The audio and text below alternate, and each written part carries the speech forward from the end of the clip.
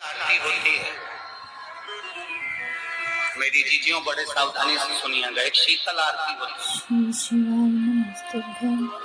कभी अगर तुम्हारे जीवन में अगर कभी तुमको ऐसा लगे कि रोग बड़ा भारी हो चुका है और बहुत भारी रोग मुझे घेरता जा रहा है, या डॉक्टर को दिखाने जा रहे हो, तुम्हें ऐसा लग रहा है कि डॉक्टर कोई बड़ी बीमारी बताएगा, तो उस समय पर शीतल आरती का प्रयोग करें। एक पुष्प हाथ की हथेली में रख लीजिए। एक पुष्प हाथ की हथेली में रख लीजिए और यहाँ तक शास्त्र कहता है अगर हो सके तो आंकड़े का अगर पुष्प मिल जाए तुम्हारे हाथ, क्या बोलते हैं उसको, मंदार का फूल, आंकड़े का फूल, अकौवे का फूल जो शंकर भगवान पे चढ़ता है, छोटा सा होता है, घुंघरू जैसा होता है, वो उसको तुम्हारे यहाँ क्या बोलते हैं हरियाणा में? आँख का पुष्प बोलते हैं। आँख का पुष्प मिल जाए तो ज्यादा अच्छा।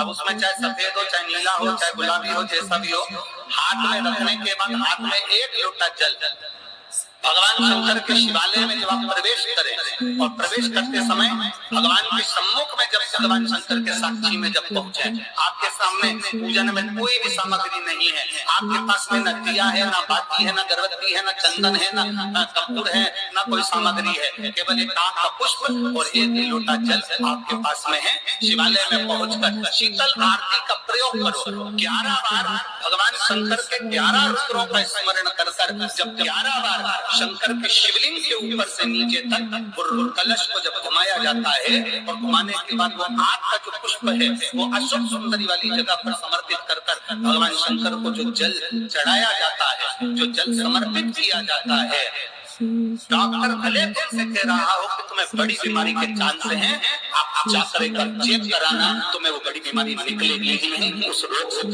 मुक्त हो। इसको शीतल आरती का प्रयोग किया गया। ये शीतल आरती, इसको शीतल आरती का शिव की प्राप्ति का एक रोग से मुक्त होने का।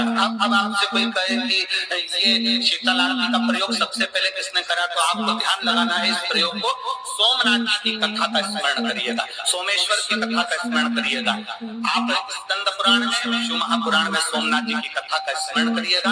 चंद्रदेव को काया का रोग हो गया, रोग इतना भारी था, चंद्र समझ नहीं पा रहे थे, मैं करूं क्या। जब देव ऋषि नारद के पास पहुंच गए, नारद जी ने कहा एक पार्थिव शिवलिंग का निर्माण करो, बालू के शिवलिंग का निर्माण करो और समुद्र का ही जल भगवान शंकर को उनके आनंद से आरती कर उनको चढ़ाने का प्रयास करो। और शिव ने ऐसी कृपा कर दी कि चंद्र के पास आकर भगवान शंकर ने कह दिया, चंद्र मैं तुझे वर देता हूँ, तेरा काया का रोग समाप्त होगा, ये मेरा वर है, क्योंकि उन्होंने मैंने शीतल आरती का प्रयोग किया।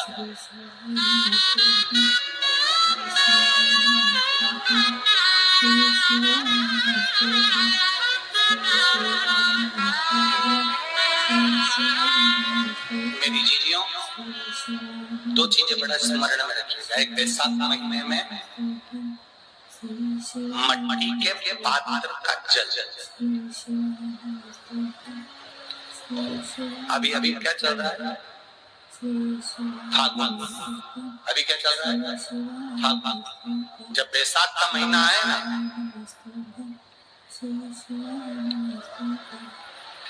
जितने यहाँ बैठे और जितने आस्था चैनल पर सुन रहे हो, जितने फेसबुक यूट्यूब पर कथा श्रवण कर रहे, जितने मोबाइलों पर देख रहे, प्रयास कर, बैसाख के महीने में मिट्टी के पात्र में जो रात्रि भर जल रखा हो, मिट्टी के पात्र में, अगर आपके पास में घड़ा हो, हंडा हो, नी हो, तो दिया हो, दीपक हो, कुल्हड़ हो, कोई भी तुम्हारे पास में जो मिट्टी का पात्र, उसमें जल भरना। वो जल बैसाख के महीने के किसी भी सोमवार के दिन, किसी भी सोमवार बैसाख महीने या किसी प्रदोष के दिन या बैसाख महीने के शिवरात्रि के दिन मिट्टी के पात्र का जल अपने घर के प्रत्येक व्यक्ति का स्पर्श कराकर उस मिट्टी के पात्र के जल को तांबे के पात्र में डाल लीजिए और घर के प्रत्येक व्यक्ति का स्पर्श करा लीजिए और शंकर भगवान पर कुंडकेश्वर महादेव के नाम से समर्पित करिए। कुंदकेश्वर महादेव। कभी जीवन में पीछे पलट कर देखने की जरूरत नहीं पड़े कि आप उन्नति की सीढ़ी की ओर बढ़ते चले। बैसाख महीने में मछली के पात्र का जल भगवान शंकर को समर्पित होना है, उसका सुख हमारे जीवन को एक आनंद फल प्रदान करता है।